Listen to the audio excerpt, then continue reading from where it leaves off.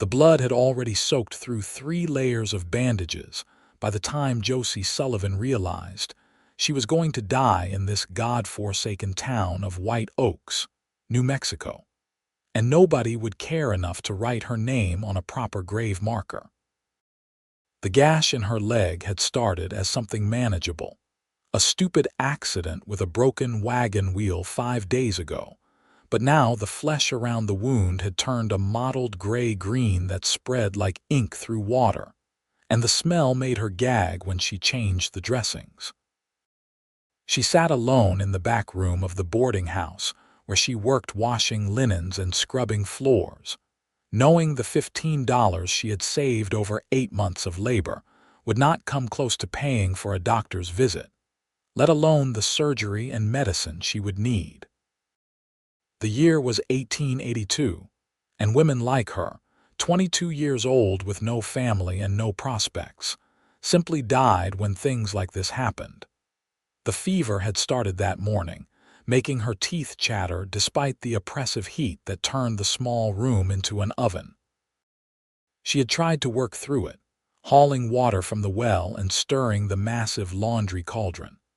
But by noon she had collapsed against the washboard, and Mrs. Henderson had helped her to the back room with a look that said she was already calculating the cost of replacing her.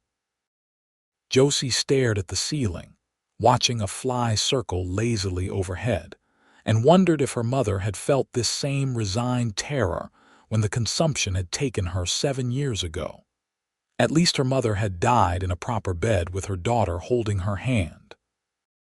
Josie would die on a straw mattress that smelled of mildew, and Mrs. Henderson would probably burn it after she was gone. The door opened without a knock, and she turned her head with effort to see who had come. The man who entered had to duck slightly to clear the doorframe, and even in her fever-addled state, Josie noticed everything about him in sharp detail. He was perhaps 25, with dark hair that curled slightly at his collar and eyes the color of whiskey held up to lamplight. His clothes were dusty from travel, typical cowboy attire with worn leather chaps and a blue shirt that had been patched at the shoulder. What struck her most was the way he moved, with a careful grace that suggested someone who knew how to handle himself in a world that did not forgive clumsiness or hesitation. "Mrs. Henderson said you needed help," he said, and his voice was lower than she expected, rough at the edges like he did not use it much. "Said you were hurt bad." Josie tried to sit up and failed, slumping back against the thin pillow. "I do not have money for charity, mister. You can tell the boarding house keeper that I will be fine." He crossed the room in 3 strides and knelt beside her mattress, and she could smell leather and horse and clean sweat. "Name is Harrison Garrett. I am not here for charity. Mrs. Henderson said you have been helping her run this place for months without complaint, and that makes you worth helping. Can I see the wound?" Something about his directness made her pull the thin blanket aside, revealing her left leg. She had cut away her skirt to wrap the bandages, and the fabric was stiff with dried blood and other fluids she did not want to examine.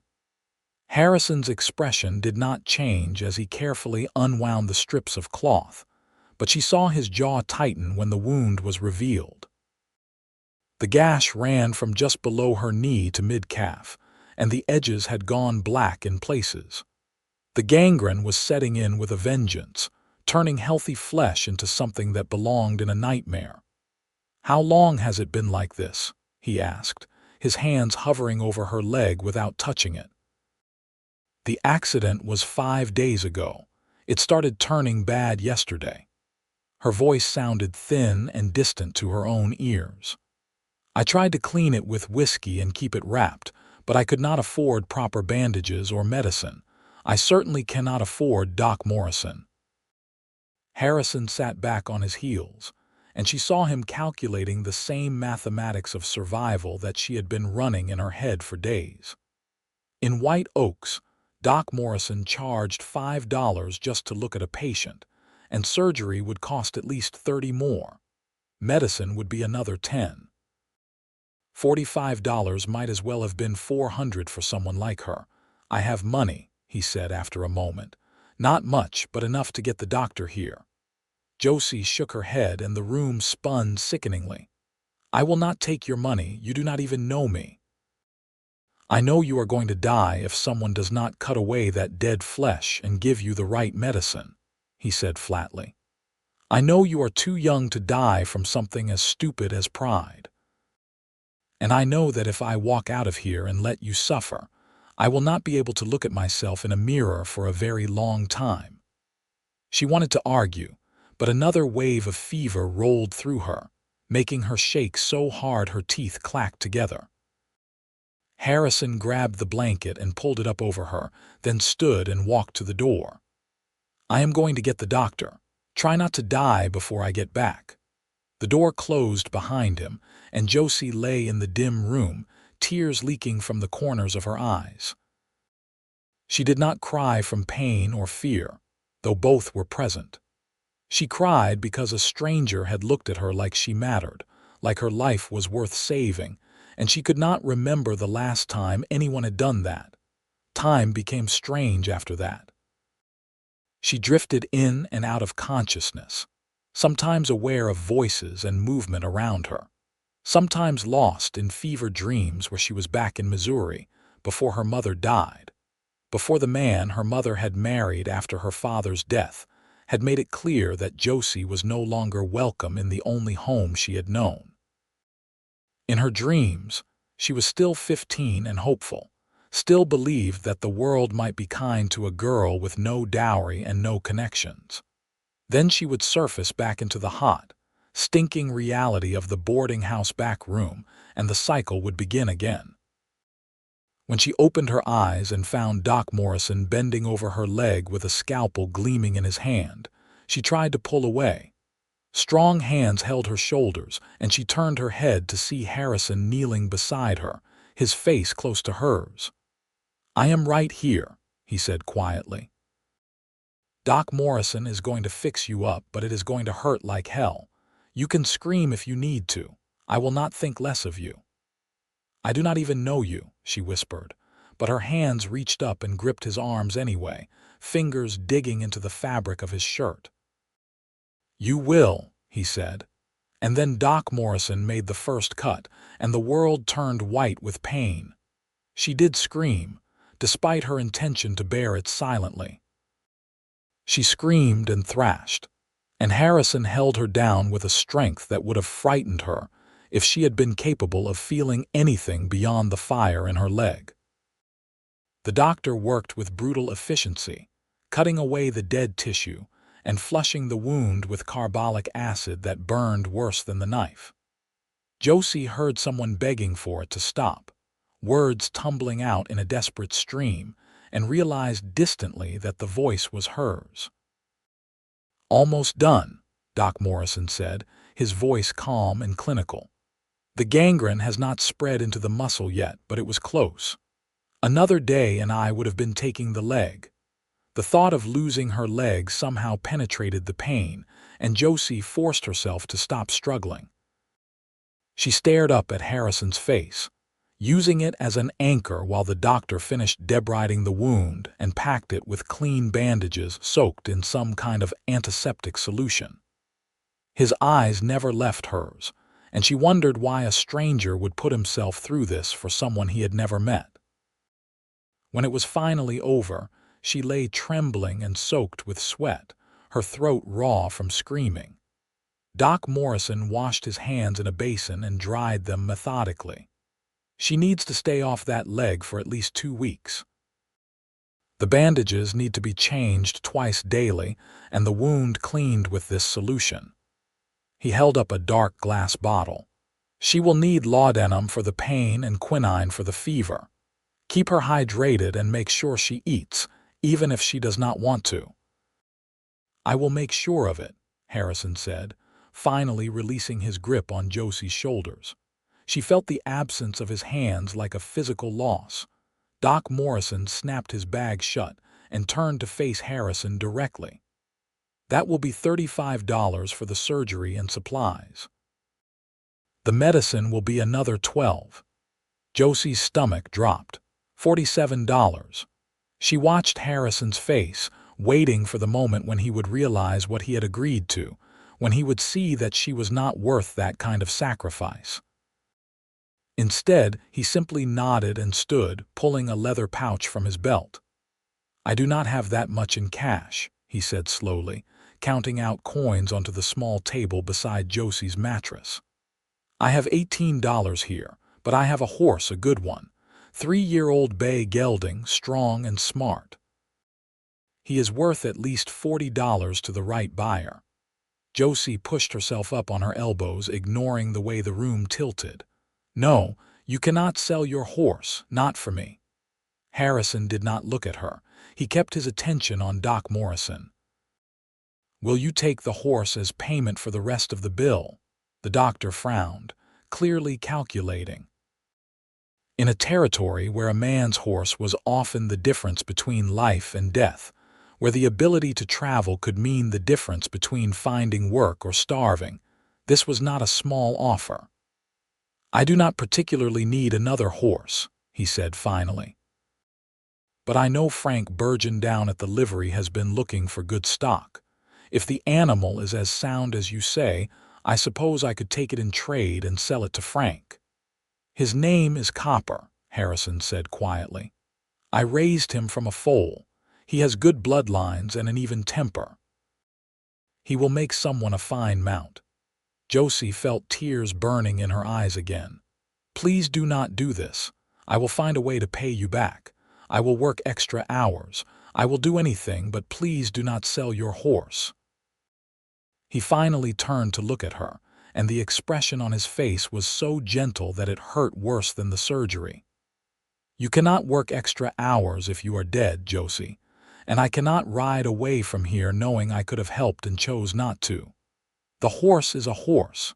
He can be replaced." "You cannot." Doc Morrison cleared his throat uncomfortably. "Well then, take me to see this animal, and if he is as good as you claim, we will call the debt settled." Harrison nodded and moved toward the door, then paused and looked back at Josie. "I will be back soon, Mrs. Henderson will check on you while I am gone. Do what the doctor said and rest." Then he was gone, and Josie was alone with the throbbing agony in her leg and the crushing weight of a debt she could never repay. She had been in White Oaks for 3 years, taking whatever work she could find, living on the margins of other people's lives. Men had noticed her before, had made offers that ranged from marriage proposals that came with too many conditions to propositions that made her skin crawl. But no one had ever looked at her the way Harrison Garrett had looked at her, like she was worth saving just because she existed. Mrs. Henderson bustled in a few minutes later with a tray containing weak broth and tea. The older woman helped Josie sit up enough to sip the liquid, and though her stomach rebelled at first, the warm food slowly settled. "That young man is either the biggest fool I have ever met or the best man," Mrs. Henderson said, adjusting Josie's pillows. "Selling his horse for a girl he just met." "I did not ask him to do it," Josie said weakly. "Of course you did not. That is probably why he did it." Mrs. Henderson shook her head. "You have been working yourself to death in this boarding house for years, never asking for anything, never complaining. Maybe it is about time someone noticed." Josie did not have an answer to that, so she focused on drinking the broth and trying not to think about Harrison walking his horse to the livery, giving up his freedom of movement for someone he did not know. In the West, a horse was more than transportation. It was independence, safety, and often the difference between having options and having none. What kind of man gave that up for a stranger? She must have dozed off because the next time she opened her eyes, the light coming through the small window had changed, going golden with late afternoon. Harrison was sitting in the room's only chair, which he had pulled close to her mattress. He was whittling something, a piece of wood that was slowly taking shape under his knife, and the soft scraping sound was oddly soothing. "You came back," she said, her voice hoarse. He looked up and set the wood aside. I said I would. How are you feeling? Like I was cut open with a knife, she said, attempting a weak smile. But I suppose that is accurate. Did you really sell your horse? Harrison nodded, his expression unreadable. Doc Morrison took him to Frank Burgeon at the livery. Frank looked him over and agreed to the trade. Copper is a good horse. He will be treated well. How will you get anywhere without a horse? How will you work? The questions came out more desperately than she intended. I will figure it out, he said simply. I have been working at ranches around here for the past few months, mostly breaking horses and mending fences. I can walk to most of the nearby spreads if I need to, and when I save up enough, I will buy another horse. Josie closed her eyes, fighting back tears. I will pay you back every cent, I promise. I do not want your money, Josie. His voice was firm. I wanted to help someone who needed it. That is payment enough. She opened her eyes and looked at him, really looked at him. His face was weathered from sun and wind, with small lines at the corners of his eyes that suggested he smiled more than he frowned. There was a thin scar along his jawline, almost hidden by stubble. His hands were work-roughened, the hands of a man who made his living through physical labor. But his eyes were kind, and that kindness was something she had not encountered often enough in her 22 years to take it for granted. Why? She asked softly. Why would you do this for me? Harrison was quiet for a long moment, turning the piece of wood over in his hands. My sister died 3 years ago, he said finally. She got hurt working in a factory back in Kansas City. Nothing as bad as your leg, just a hand caught in machinery. But we could not afford a doctor, and the infection took her within a week. She was 19 years old. I was working as a ranch hand 200 miles away, and by the time I got word and made it home, she was already buried. I swore then that if I ever had the chance to help someone who was in the same situation, I would do it, even if it cost me everything I had. The weight of his grief hung in the air between them, and Josie felt her own losses rise up to meet it. I am sorry about your sister, she said. What was her name? Mary. He said it softly, like a prayer. She wanted to be a teacher. She was saving money for normal school, working herself sick in that factory. She died for want of $10 and a decent doctor.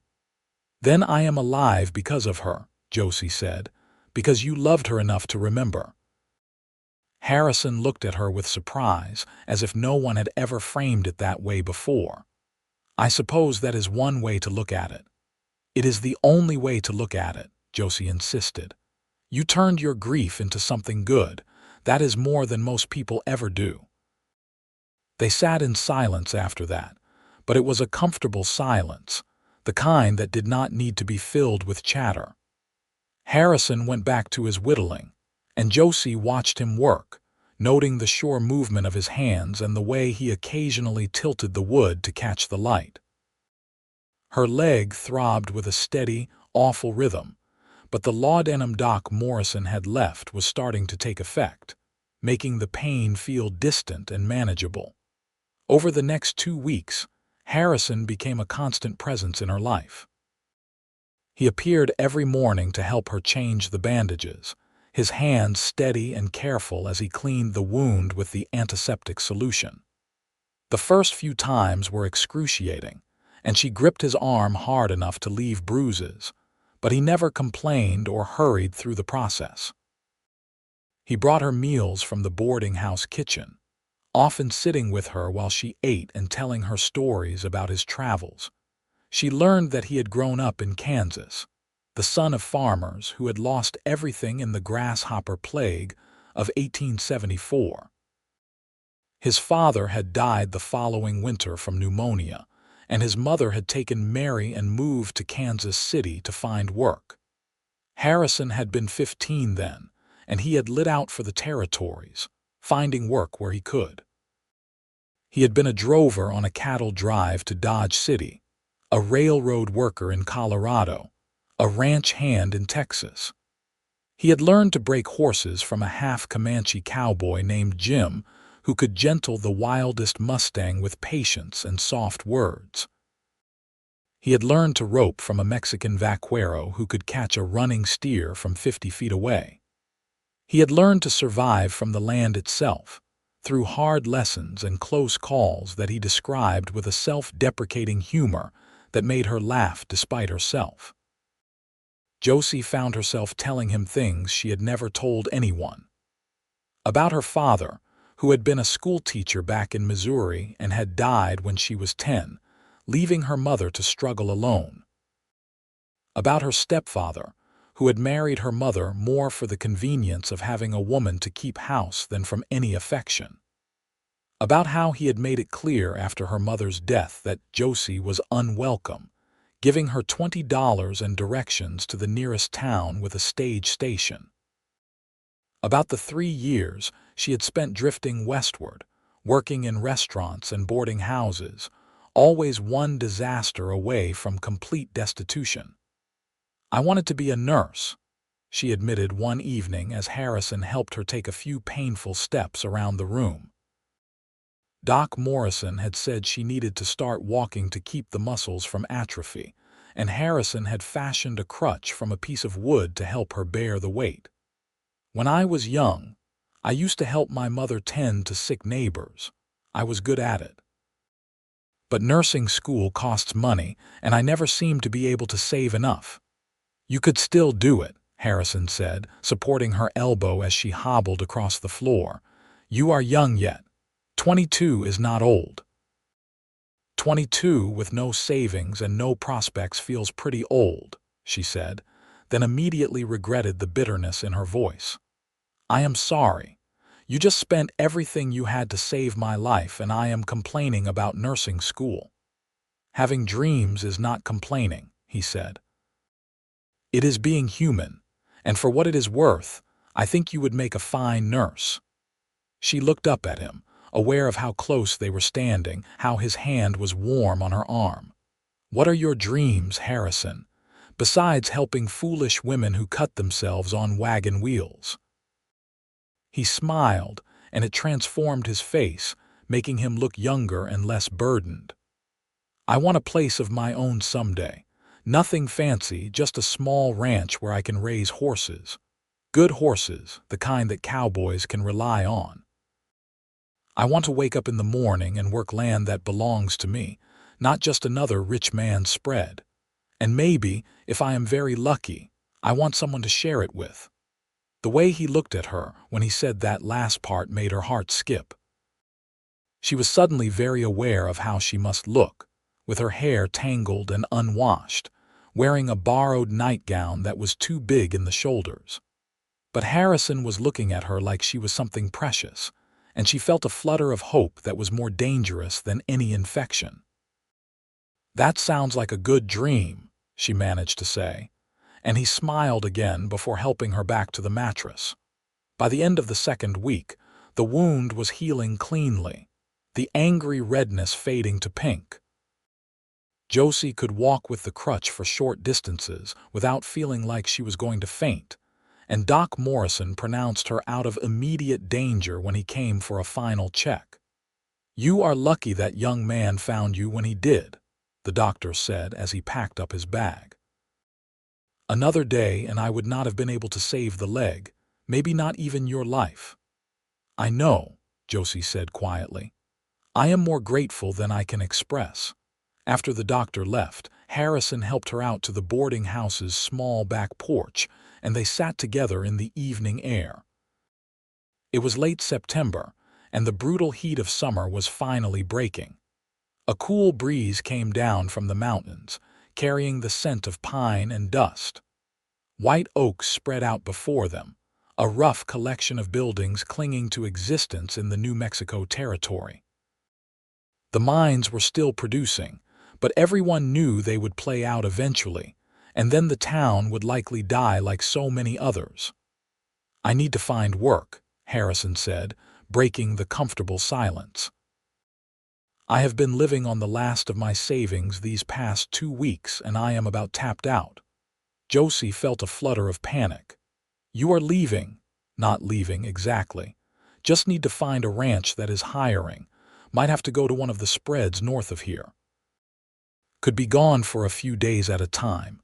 He turned to look at her. "But I will come back, I want you to know that." "You do not owe me anything else, Harrison. You have already given up so much." "This is not about owing," he said firmly. "This is about wanting to. These past 2 weeks talking with you, getting to know you, it has meant something to me. You mean something to me." Her breath caught in her throat. "I do not know what to say." "You do not have to say anything. I just wanted you to know. I am not going to vanish the moment you are back on your feet. That is, if you do not want me to." Josie reached out and took his hand, lacing her fingers through his.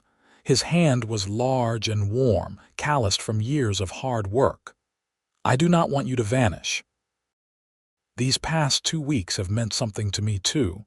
I have never had anyone take care of me the way you have. I have never felt this safe." Harrison squeezed her hand gently. "Then we are in agreement.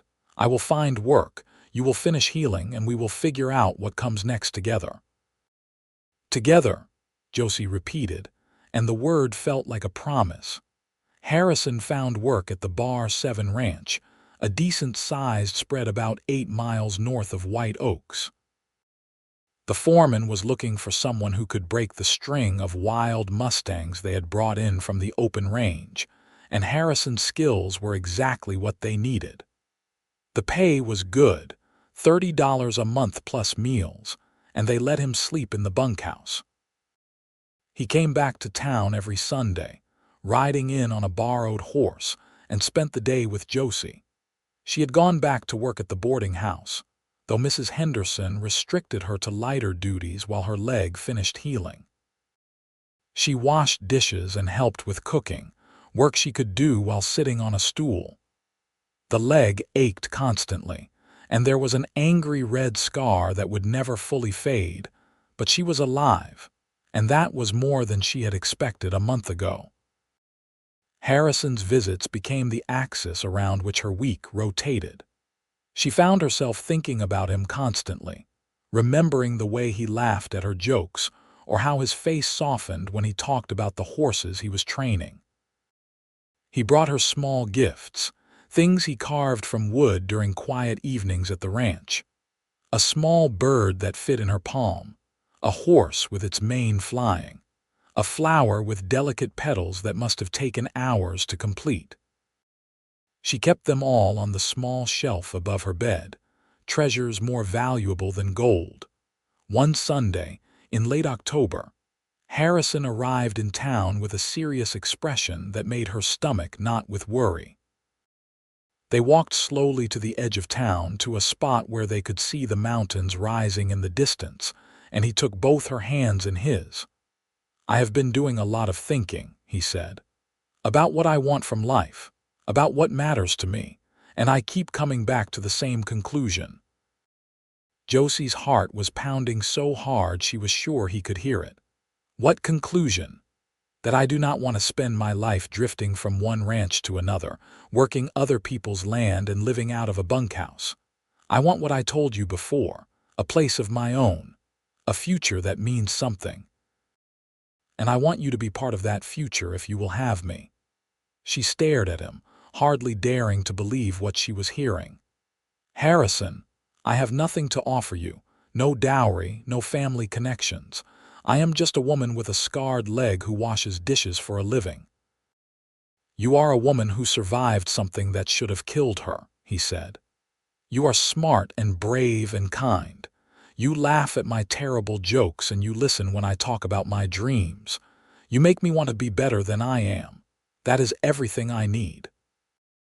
Tears were streaming down her face now, and she did not bother to wipe them away. "I cannot let you throw away your dreams for me. You want a ranch, and that takes money. Money you do not have because you spent it all saving my life." "Then we will save it together," Harrison said. "It will take longer, but we will get there. I will work at the Bar 7 and you will work at the boarding house, and we will put every penny aside that we can. And when we have enough, We will find our piece of land and build our future. Together. Josie thought of all the reasons she should say no. They had only known each other for a few weeks. He was giving up so much for someone who might not be able to give him what he wanted. The future was uncertain, and in the territories, uncertain often meant dangerous.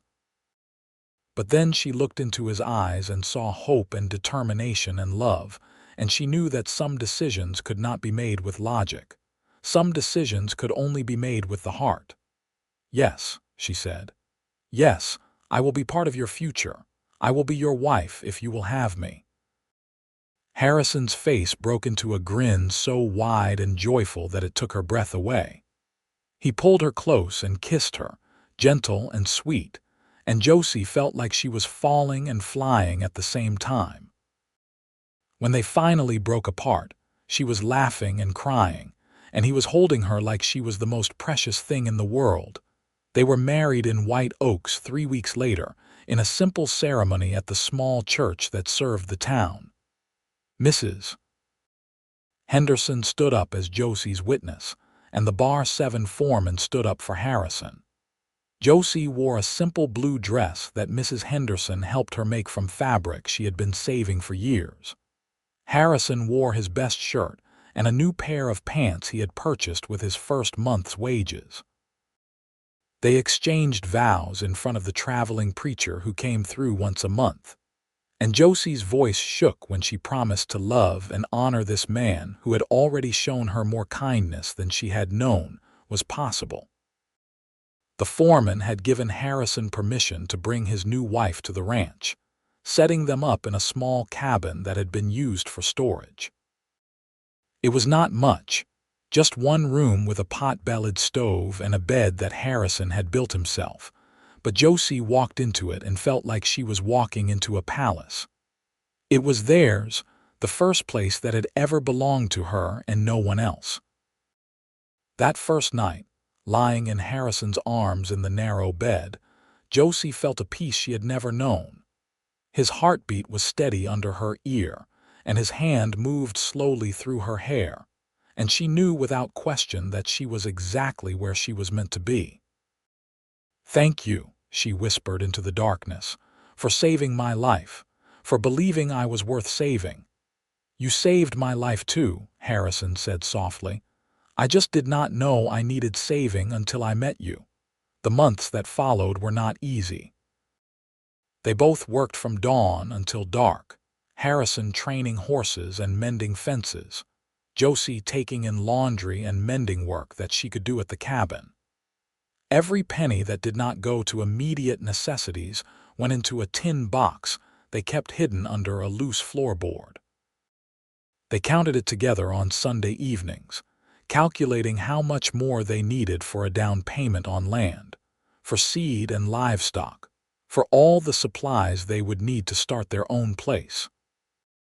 Winter came hard that year, with snow that piled up past the cabin windows and temperatures that dropped so low the water in the basin froze overnight.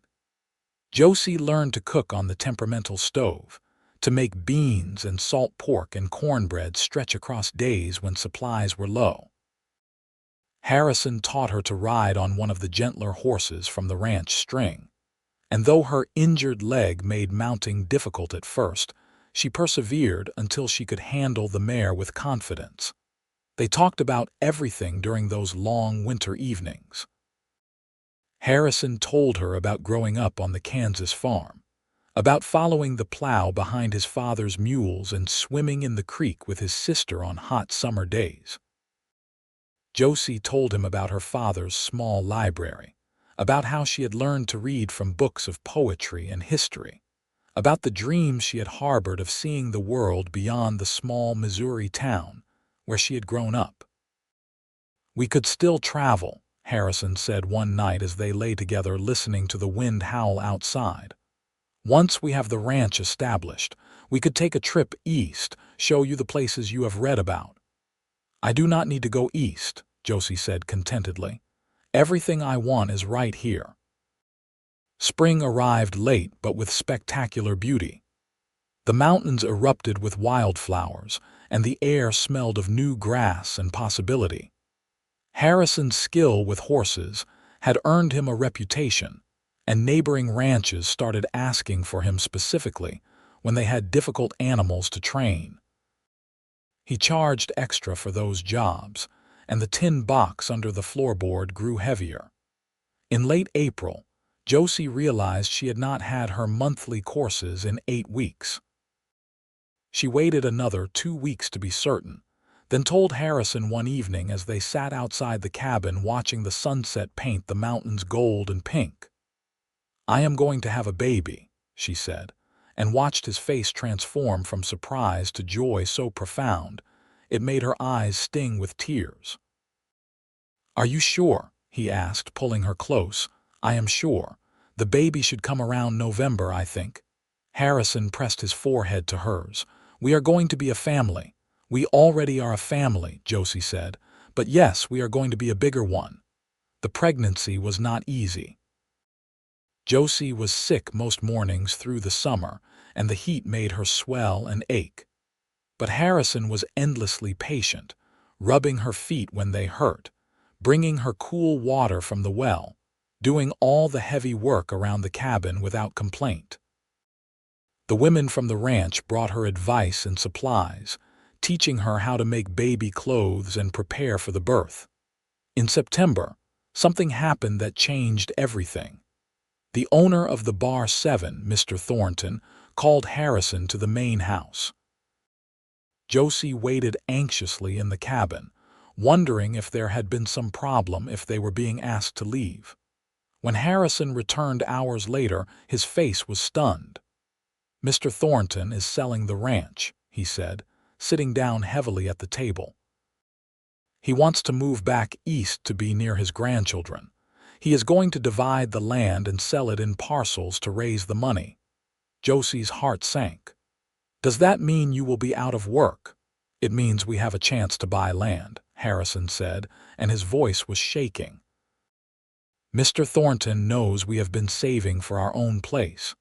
He is offering to sell us 160 acres of the north section, the part with the good water and grazing. He will sell it to us for $500, which is less than half what he could get from other buyers.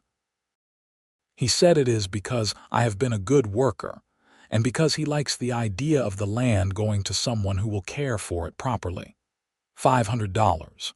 Josie did the calculation in her head. They had saved $230 over the past year.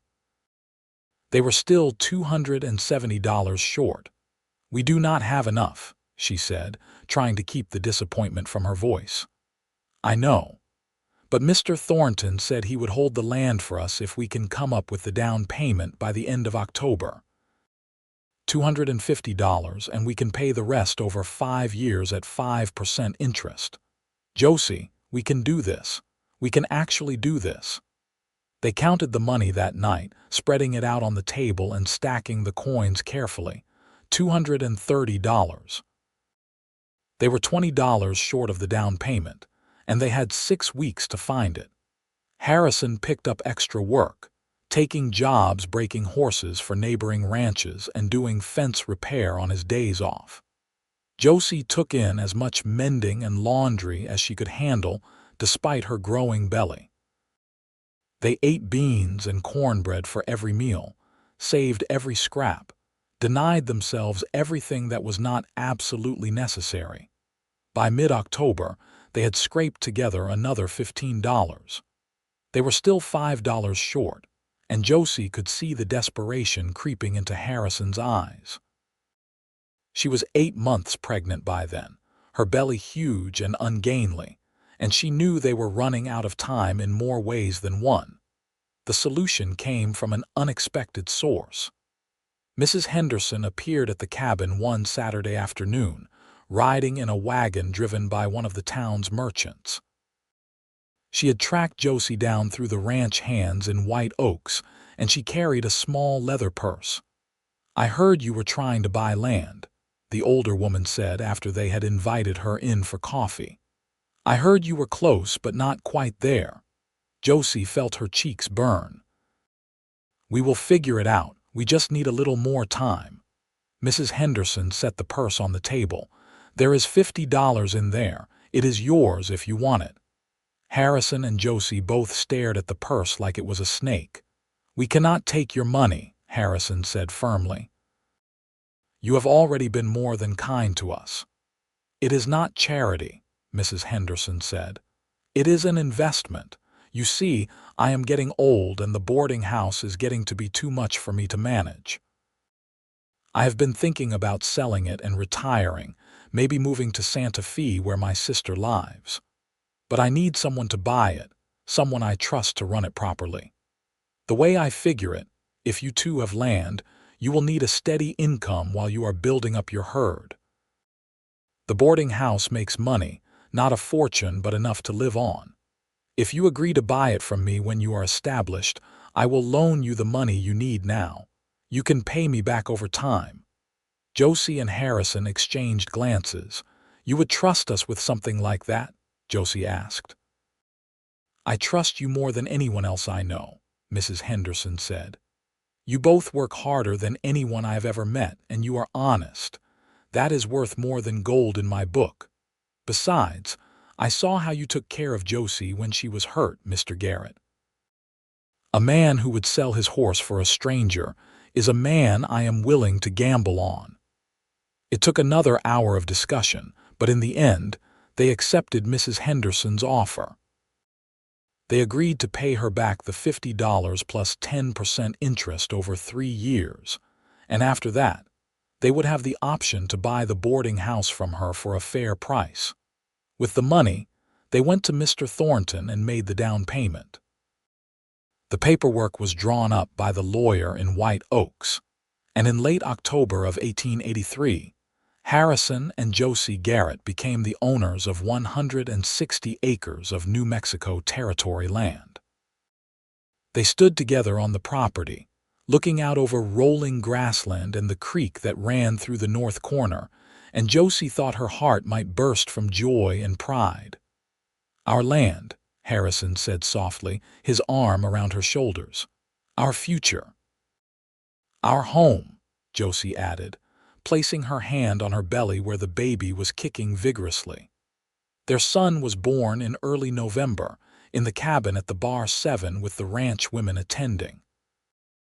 The labor was long and difficult, and there were moments when Josie thought she might die after all. That surviving gangrene only to die in childbirth would be a cruel joke. But Harrison held her hand through all of it, and when the baby finally emerged, squalling and red-faced, she felt a rush of love so powerful it made everything else fade into insignificance. They named him Henry after Harrison's father, and he had his father's dark hair and his mother's stubborn determination. Harrison held his son with such tenderness that Josie fell in love with him all over again, watching this strong cowboy reduced to gentle whispers and careful hands. They moved to their own land in the spring of 1884, living in a tent while Harrison built a small house. It took him 3 months, working every daylight hour, but when it was finished, the house had 2 rooms, a proper stove, and windows with real glass. Josie planted a garden, and they bought their first cattle, 3 cows and a bull, using money they borrowed from the bank in White Oaks. The years that followed were a combination of hard work and deep happiness. They added to their herd slowly, buying good breeding stock when they could afford it. Harrison continued to train horses, earning a reputation as one of the best in the territory. Josie discovered she had a talent for healing animals as well as people, and she became the person neighboring ranchers called when a horse or cow was sick or injured. They paid off their debt to Mrs. Henderson in 1886, and true to her word, she sold them the boarding house for a fair price. Josie hired a woman to run it day to day, but she kept the books and made major decisions. The income from the boarding house, combined with the ranch, gave them a stability that neither had ever known growing up. Henry grew into a bright, energetic boy who followed his father everywhere, learning to ride before he could barely walk. In 1887, Josie gave birth to a daughter they named Margaret, after Harrison's mother. 2 years later came another son, Thomas, and in 1891 the family was completed with the arrival of Emma. Life on the ranch was never easy. There were droughts that killed grass and forced them to sell cattle at a loss. There were harsh winters when they lost stock to cold and starvation. There were accidents and illnesses, and more than once Josie found herself patching up Harrison after he had been kicked by a horse or thrown from a bucking bronc. But through it all, they had each other. On difficult days, when the work seemed endless and the obstacles insurmountable, Harrison would find Josie and pull her close, and they would stand together drawing strength from each other.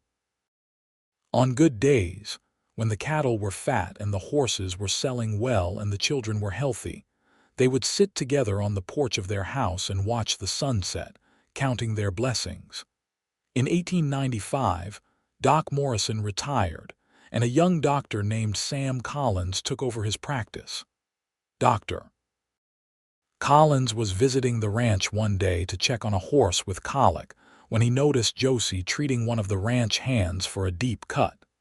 He watched her clean and stitch the wound with professional efficiency, and afterward, he pulled her aside. "Have you ever considered becoming a nurse?" he asked. "You have a natural talent for it," Josie laughed.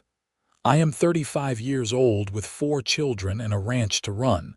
I think my nursing days are behind me." "There is a correspondence course through Johns Hopkins," Dr. Collins said. "You could study at home and take examinations when you are ready. With your practical experience, you would probably finish the program quickly. White Oaks could use a trained nurse, and I could use the help." Harrison, who had been listening, put his hand on Josie's shoulder. "You should do it. You have always wanted this." It took 2 years, studying late at night after the children were asleep, but in 1897, Josie passed her nursing examinations and became a licensed nurse. She began working with Dr. Collins 2 days a week, treating patients in town and making house calls to remote ranches. The work was deeply satisfying, and the extra income was welcome. Their children grew up strong and capable. Henry became a gifted horseman like his father, eventually starting his own horse training business. Margaret showed a talent for teaching and went to normal school in Santa Fe. Thomas stayed on the ranch, taking over more and more of the daily operations as Harrison grew older. Emma, the youngest, inherited her mother's healing touch and announced at 15 that she wanted to become a doctor.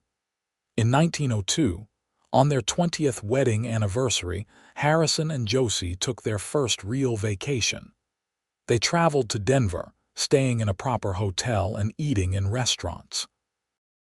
They walked through the city holding hands like young sweethearts, and Josie bought books from a real bookstore, and Harrison took her to see a Wild West show that made them both laugh at how different it was from actual life on the frontier. On their last night in Denver, sitting in the hotel restaurant, Harrison reached across the table and took Josie's hand. "Do you remember the day we met?" he asked. "I remember thinking I was going to die," Josie said. "I remember you walking into that room like you had every right to save my life." "Best thing I ever did," Harrison said. "Selling copper to pay that doctor's bill, I have never regretted it for a single moment." "I regretted it for months," Josie admitted. "I felt so guilty that you had given up so much for me." "You know what I got in return?" Harrison asked. "I got you. I got our children. I got a life that means something, that is built on more than just drifting from place to place. I got a home. That old horse was a fair trade for all of that." Josie felt tears prickling her eyes. "You gave me everything too. Before I met you, I was just surviving, moving from one day to the next without any real hope. You showed me what it means to be loved. You showed me what it means to have a partner, someone who believes in you even when you do not believe in yourself." "We saved each other," Harrison said simply. That is what partners do. They returned to the ranch to find everything running smoothly in their absence. Thomas had handled a difficult calving, and the new foals were all healthy. Margaret had come home from Santa Fe for a visit, bringing her new beau, a young lawyer who looked at her the way Harrison had once looked at Josie. Emma had been helping Dr. Collins with patients and was more determined than ever to pursue medicine. As the years passed, the ranch prospered. They expanded their holdings, buying adjoining parcels when they became available. Harrison trained some of the finest horses in New Mexico, and Josie became known throughout the region as a nurse who could handle any emergency. They were pillars of the White Oaks community, the kind of people others turned to in times of trouble. But more important than any material success was the family they had built. Their children grew into good, capable adults who knew the value of hard work and honest dealing. They gave Harrison and Josie grandchildren, who ran through the ranch house with the same energy their parents once had. In 1910, Harrison turned 50, and Josie organized a celebration that brought together family and friends from across the territory. They held it at the ranch, with tables set up under the cottonwood trees and enough food to feed an army. As Harrison stood to make a toast, Josie looked around at the people gathered there, their children and grandchildren, friends they had made over decades, people whose lives they had touched, and felt an overwhelming sense of gratitude. 28 years ago, Harrison said, his voice carrying across the gathering, I walked into a boarding house room and met a woman who was dying from gangrene. I sold my horse to pay the doctor's bill, and everyone thought I was crazy. But that woman became my wife, and she gave me everything that matters. She gave me love and children and a reason to build something lasting. So if I am crazy, then it is the best kind of crazy there is. Everyone applauded, and Josie stood and went to him, wrapping her arms around him while their family and friends cheered. She looked up at his face, still handsome despite the gray in his hair and the lines that decades of sun and wind had carved, and she knew with absolute certainty that she would make the same choices all over again if given the chance. The years continued to roll past with increasing speed. They faced challenges: a fire in 1913 that destroyed one of the barns, a devastating drought in 1915, Harrison's broken leg in 1917 when a young stallion threw him, but they faced them together, drawing on the deep well of partnership they had built over decades. In 1920, Josie retired from nursing at the age of 60, though she still treated neighbors and family members when they needed help. Harrison had slowed down considerably, no longer able to do the hard physical work of training horses, but he still consulted with buyers and breeders, his knowledge and experience valued throughout the region. They spent their days together, taking slow walks around the property, sitting on the porch watching their grandchildren play, talking about everything and nothing. Sometimes whole hours would pass in comfortable silence, both of them content simply to be in each other's presence. One evening in late spring of 1923, they sat together on the porch as the sun set behind the mountains. Josie was 63, Harrison 63, and they had been married for 41 years. The ranch spread out before them, green with spring grass, dotted with cattle and horses that bore the brand Harrison had designed decades ago. Their children were all settled with families of their own, though they visited often. Thomas and his wife lived in the small house they had built on the eastern section of the property, carrying on the work of the ranch. "You ever think about that day?" Josie asked softly. "The day you walked into Mrs. Henderson's boarding house. "I think about it all the time," Harrison said. "It was the day my real life started. Mine too." She leaned her head on his shoulder and he wrapped his arm around her. "I was so scared. I thought I was going to die alone and forgotten." "Instead, you lived," Harrison said, "and you will never be forgotten. Our children will tell their children about you, and their children will tell their children. You will be remembered, Josie. We both will be." "Because we loved each other," Josie said. "Because we chose to love each other," Harrison corrected. "Every single day. Even on the hard days, especially on the hard days. That is what makes it real." They sat together as the stars came out, as the night birds began their songs, as the world turned toward darkness. But neither of them felt any darkness. They felt only the warmth of each other, the comfort of a love that had been tested and proven, the deep satisfaction of a life well lived. In the years that followed, they grew old together with grace and dignity. Harrison's hands developed arthritis, and Josie's eyesight began to fail, but they adapted and endured. They celebrated their 50th wedding anniversary in 1932 with a party that brought together 4 generations of family. There were photographs taken that day, images of Harrison and Josie surrounded by children, grandchildren, and great-grandchildren, all of them bearing witness to the love that had started with a desperate woman and a cowboy who sold his horse to save her life. Harrison passed away peacefully in his sleep in the spring of 1935, at the age of 76. Josie held his hand as he drew his last breath, and though her heart broke, she was grateful that they had been given so many years together. She lived for another 4 years, surrounded by family, still sharp-minded and quick-witted even as her body failed. When Josie died in 1939 at the age of 79, she was buried beside Harrison on a hill overlooking the ranch they had built together. Their graves were marked with simple headstones that bore their names, dates, and a single line that Thomas had chosen, "Together in life and death." But their real legacy was not carved in stone. It lived in the children and grandchildren and great-grandchildren who carried their blood and their values. It lived in the ranch that continued to operate under Thomas's capable management, and later under his son's management.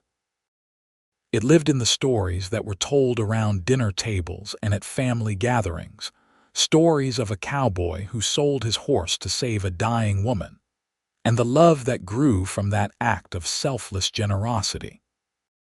The little cabin where they had lived as newlyweds was preserved, kept in good repair by successive generations. The tin box where they had saved their first dollars was displayed on the mantel of the main house, a reminder that great things could grow from small beginnings. And the piece of wood Harrison had been carving that first day in Josie's room at the boarding house, which had eventually become a small horse, was treasured as a family heirloom, passed down through the generations as a symbol of where it all began. Decades after their deaths, when White Oaks had become a ghost town, and the old mining claims had long since played out, the ranch remained. It stood as a testament to what 2 people could build when they chose to face the world together, when they transformed hardship into hope and sacrifice into love. The land itself seemed to remember them, the grass growing green where they had walked, the cottonwood trees standing tall where they had raised their children, the creek running clear and cold where they had drawn water for a life built on determination and devotion. In the end, the story of Harrison and Josie Garrett was a simple one. It was the story of a man who saw someone in need and chose to help, even at great cost to himself. It was the story of a woman who survived against impossible odds and used that second chance to build something beautiful. It was the story of 2 people who found each other in the harsh landscape of the Old West and created an oasis of love and family and permanence in a world that too often offered none of those things. But most of all, it was a love story, pure and simple. A love that started with gangrene and a sold horse and a stranger's kindness. A love that grew through years of hard work and shared dreams. A love that produced children and grandchildren and great-grandchildren, all of them carrying forward the legacy of two people who proved that sometimes the most valuable thing a person can give is not money or possessions, but themselves. And if, on quiet evenings when the wind comes down from the mountains and the sun paints the sky in shades of gold and crimson, if the current inhabitants of the old ranch sometimes feel a presence watching over them with approval and love, well, that is just the way of things. Some loves are too powerful to be contained by something as simple as death. Some stories demand to be told and retold, passed down through generations as reminders of what humans are capable of when they lead with their hearts instead of their fears.